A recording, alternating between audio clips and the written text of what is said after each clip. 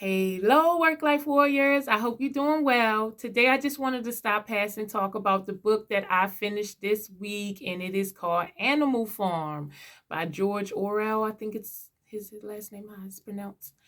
And it was a very, very interesting book. Throughout the book, I had moments of outrage and sadness, and I find it so interesting that the book is, over 60 years old and it still applies to society today. But overall, the whole idea or concept of the book remind me of a quote or of a couple of quotes that I kind of just want to talk through with you. So the first being one coming from Eckrich Tolle, and it says, "Beware of making it your mission to eradicate evil, as you are likely to turn into the very thing that you are fighting against.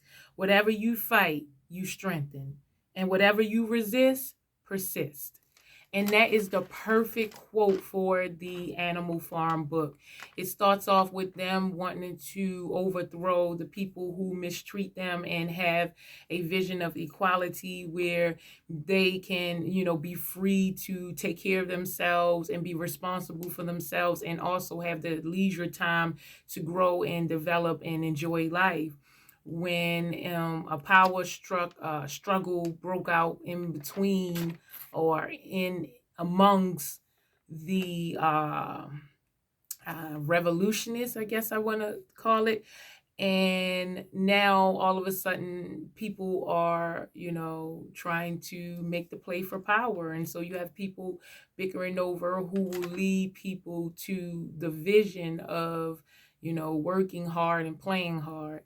And any person, who wants to fight so hard to stop what is happening and they spend all their time there becomes it. And so one of the characters who assume power begin to eventually turn into the very person that he despised, the very person that he said he didn't want to become, the very person he overthrew. And so it makes you think, was that always the plan? Was the plan to get rid of the problems, or was the plan to get rid of the person in charge of the problem so they can be replaced by you?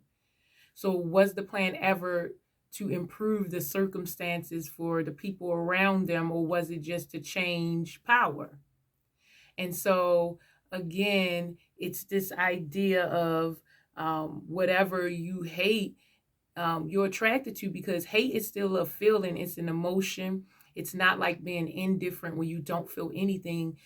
you know to feel hate is an emotion, you still feel something behind it.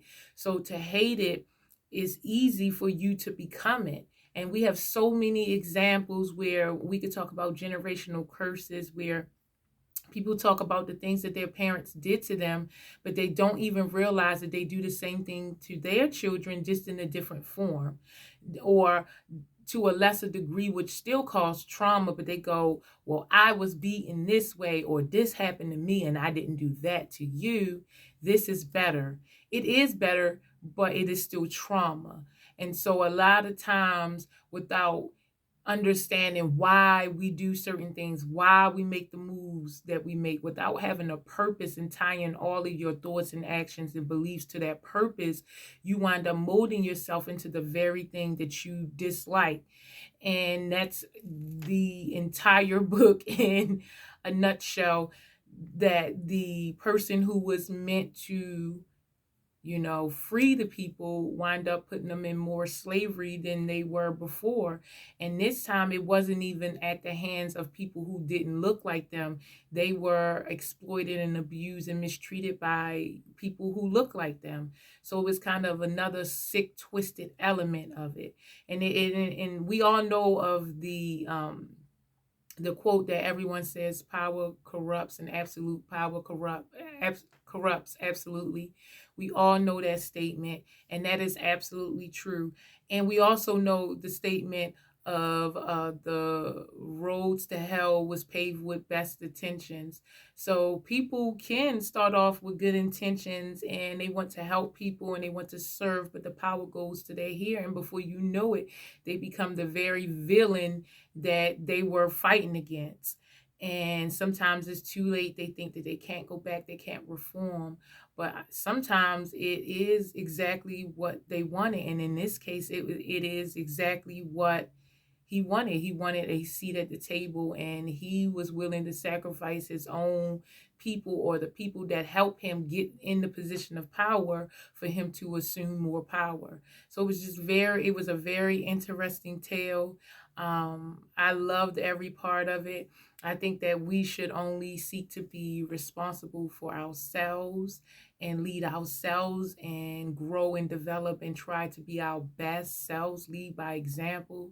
We should always try to push the power back in other people's hands, because, power corrupts. And you can try as you, it's no person on this planet who has walked away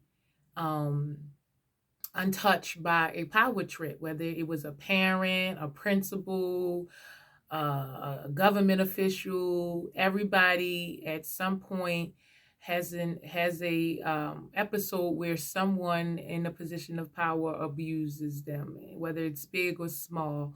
And so our idea is to take responsibility over ourselves and be autonomous over our own actions, and don't seek to have power over others.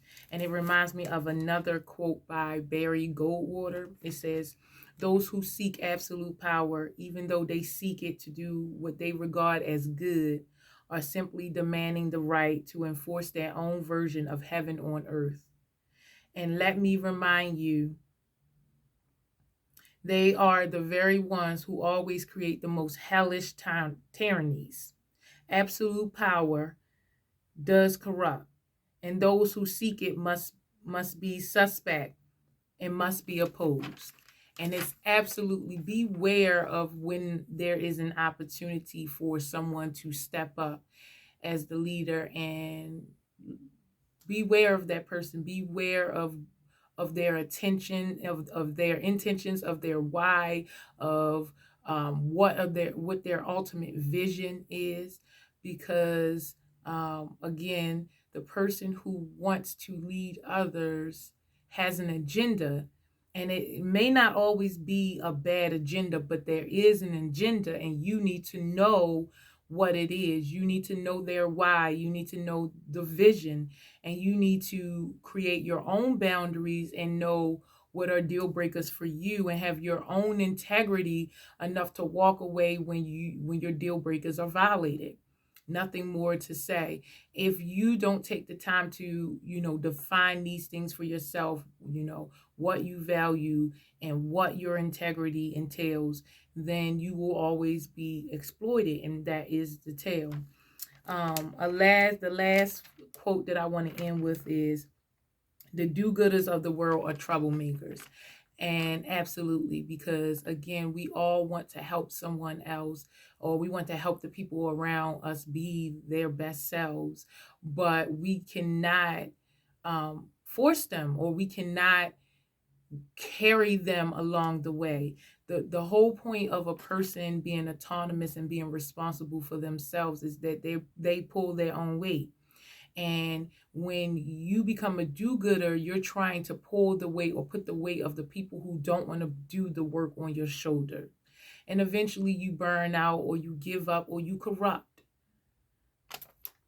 That's you burn up, you give up, burn out, you give up, or you corrupt. Those are the only options for the most part when you try to take those who refuse to be accountable and responsible for their own lives onto your plate. You cannot speak for those who don't have a voice. They have to find their voice themselves, because that power will corrupt. It is no way for you, one person, to know what the people who follow you need. Therefore, it is in their best interest to know what they need, and all of you all come together as partners and figure out how you can get to the next level equally together. I don't necessarily believe in external leadership. It is not needed if everyone who shows up is a leader.